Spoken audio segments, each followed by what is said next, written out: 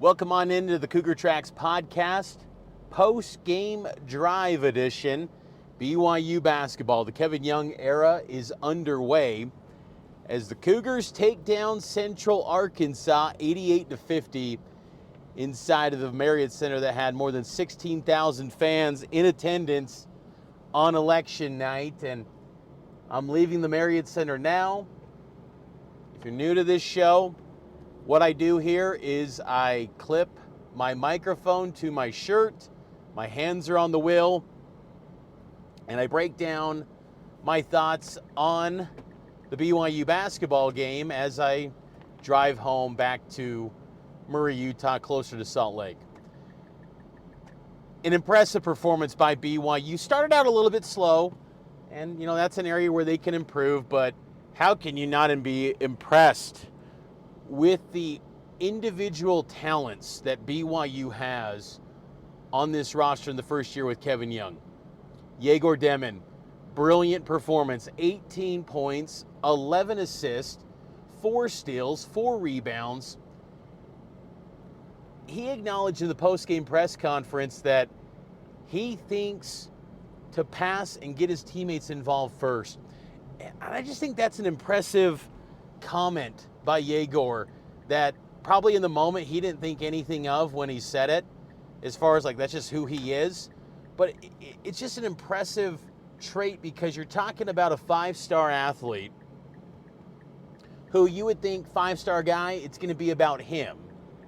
But that's not the case. Yegor just fits great with this BYU locker room. He's kind of a down-to-earth, learning and getting a first opportunity with Halloween trick-or-treating. I mean, the guy is just enjoying his college experience. And then when you see him on the court, it's quite the sight to see. And during the exhibition and the scrimmage, he wasn't as aggressive on the offensive end looking for a shot. He was on Tuesday night against Central Arkansas. Yegor was 7 of 13 from the field, I believe, 18 points. He knocked down 4 of 7 from 3. He had the college basketball world buzzing.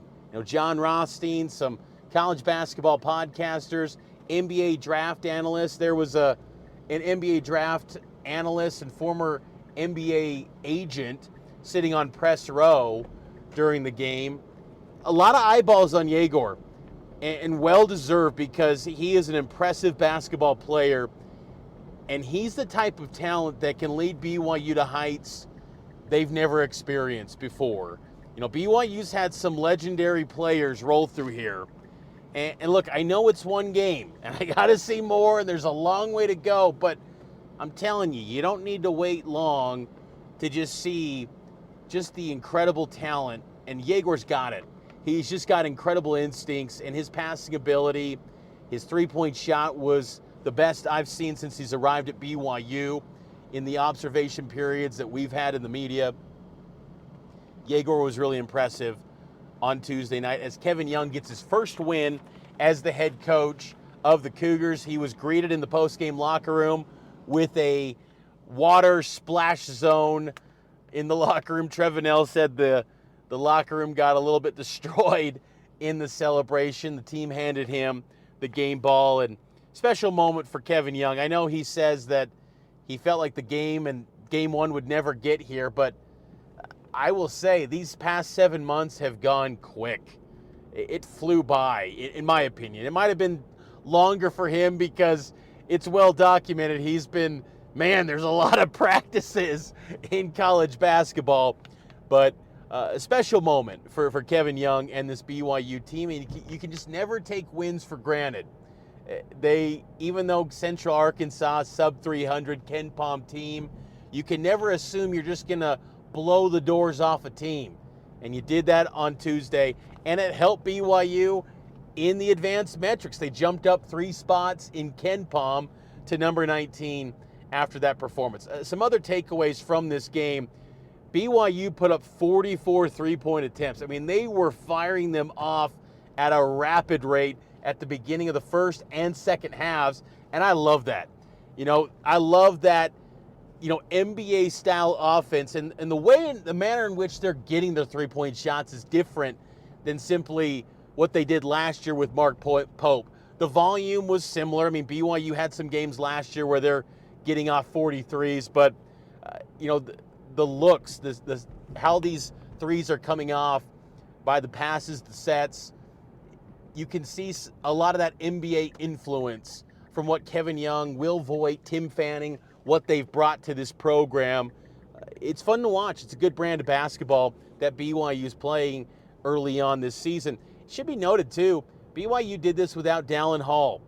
The honorable mention all Big 12 guard did not play once again. Fousseyni Traore did play, which was a positive update. But Dallin was out still, and Trey Stewart remains out. He's going to be an extended period of time, Dill. He's got a brace on his knee. That's going to be something that extends for a bit of time.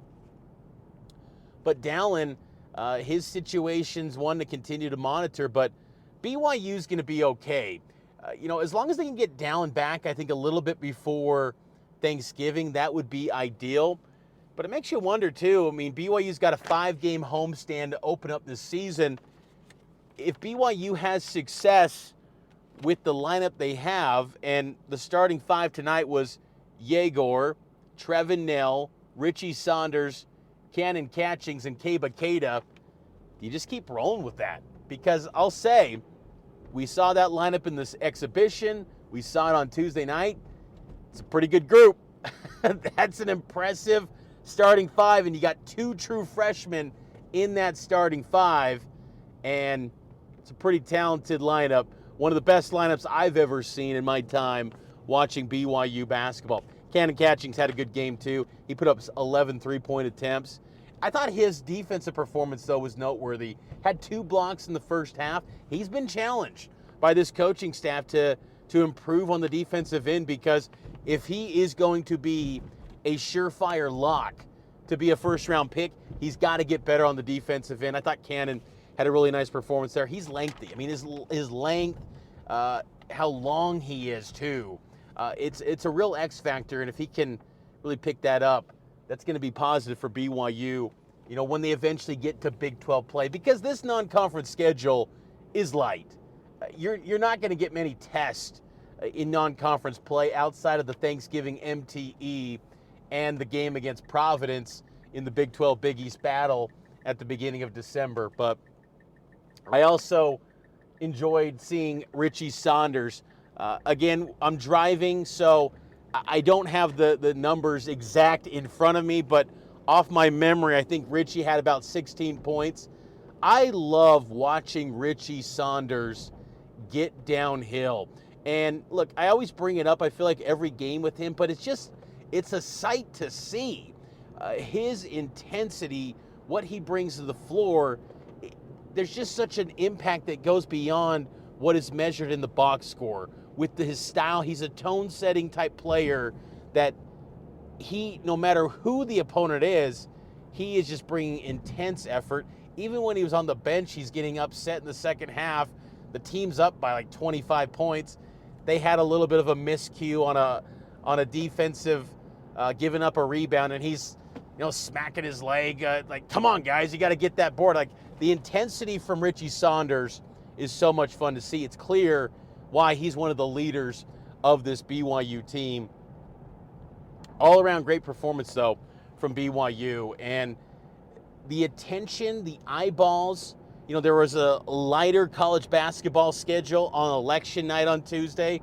So BYU had a little bit more increased attention, and people were buzzing about Yegor, and this college basketball world was keeping their eyes on BYU, because this team and the program the entire offseason generated unexpected buzz.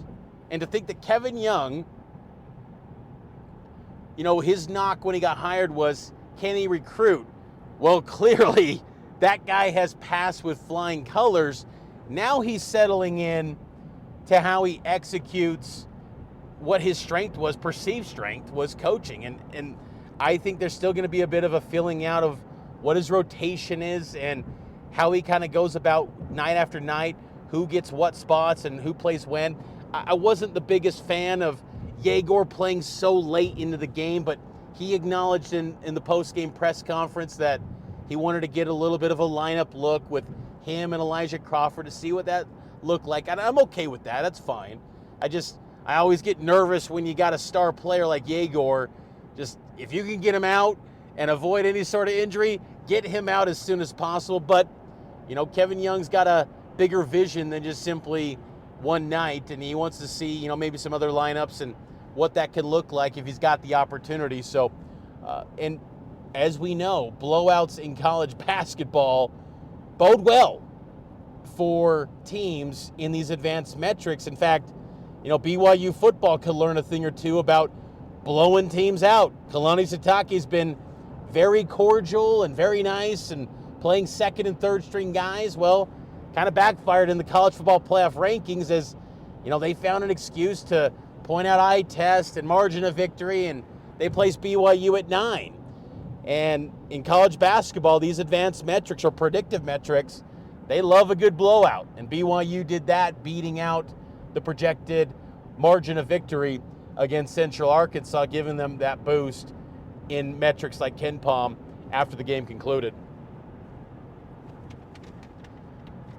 Keba Keita blows me away with his athleticism. I think I'm going to bring him up probably every night. Yegor Demon has a and one opportunity, slices the defense in the middle of the paint, gets to the rim, and one.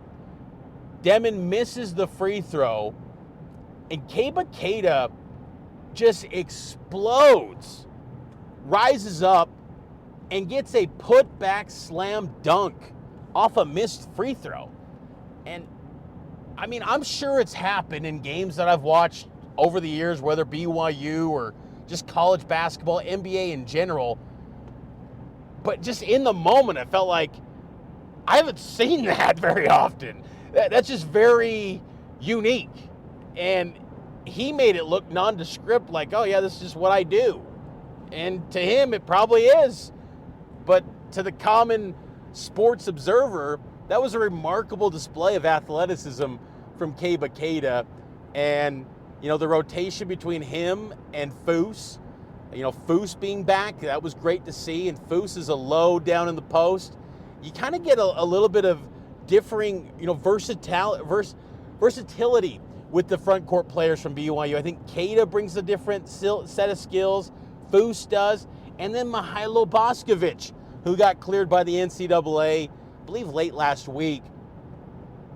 And Boskovic, I sang his praises in the scrimmage last month. This guy is going to be an X factor in a big way for BYU. I would not be surprised by the time Big 12 play rolls around that he's not in the starting 5. And look, it might not matter because he's the type of guy that maybe he's just coming off the bench, but he's closing out games. That could be what he ends up being.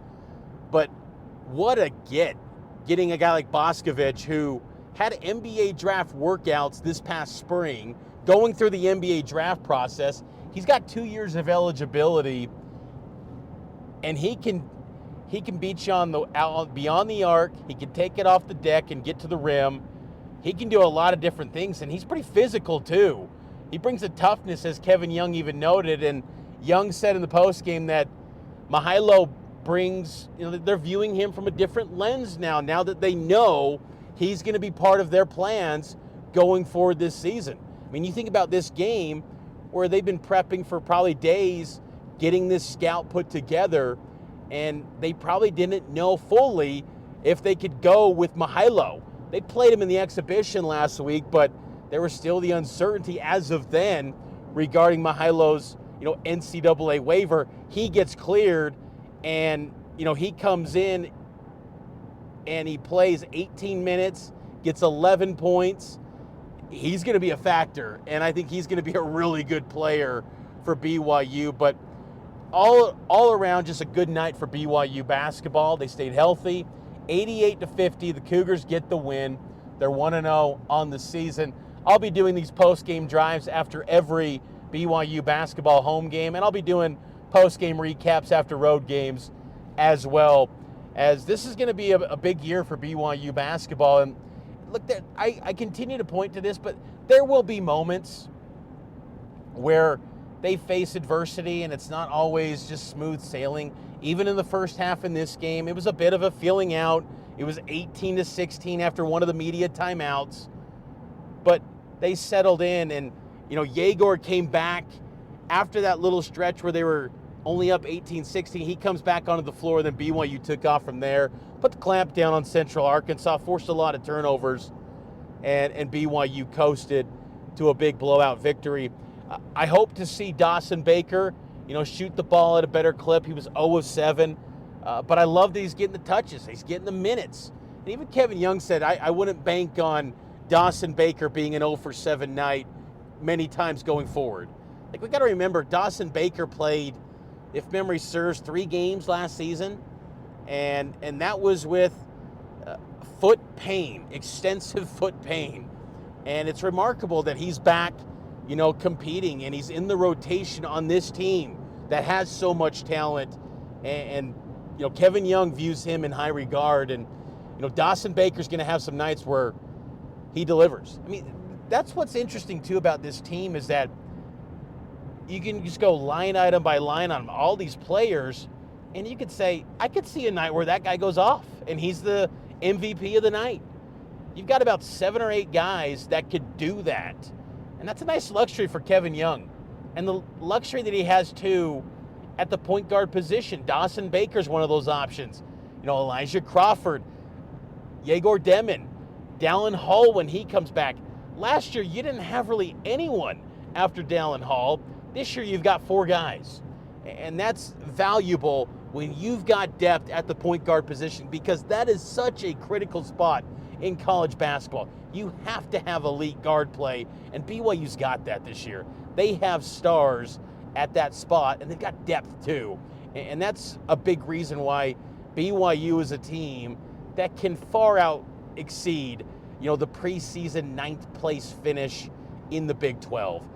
But the Big 12 is loaded, and you're already seeing signs of that by UCF taking down Texas A&M on opening night. Baylor got the doors blown off them against Gonzaga. That was a bit of a surprise. VJ Edgecombe had only 4 points, 2 of which were that viral moment on Mark Few's son, the walk-on.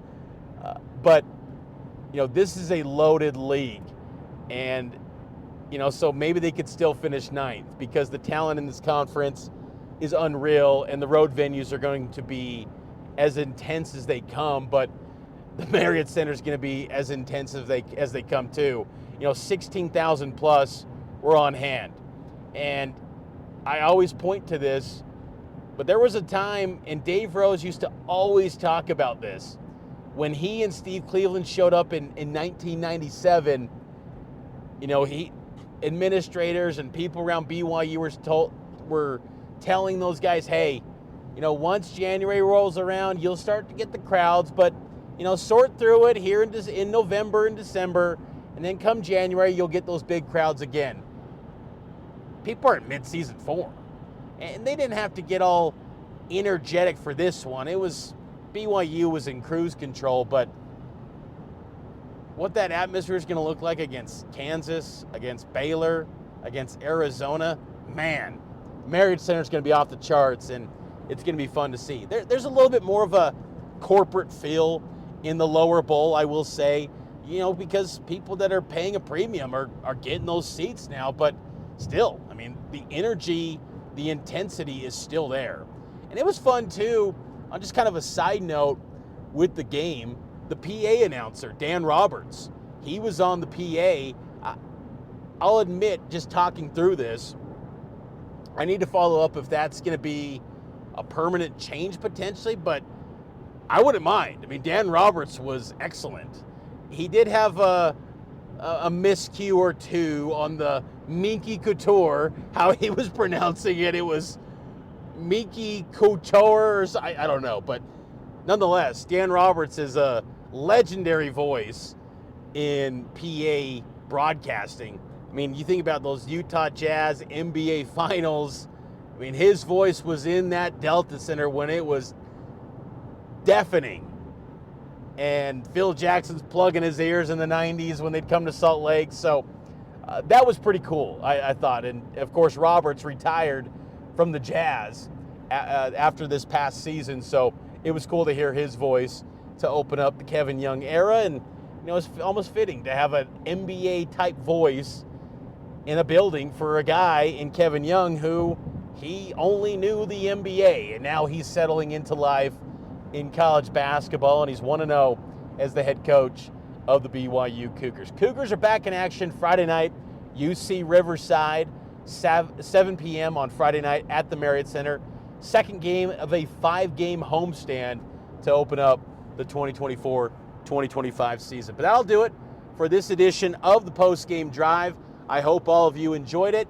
I'll have more coverage here on the Cougar Tracks podcast with BYU football as the Cougs get set to take on the Utah Utes. I'll also have some playoff ranking breakdown. It was an epic day today.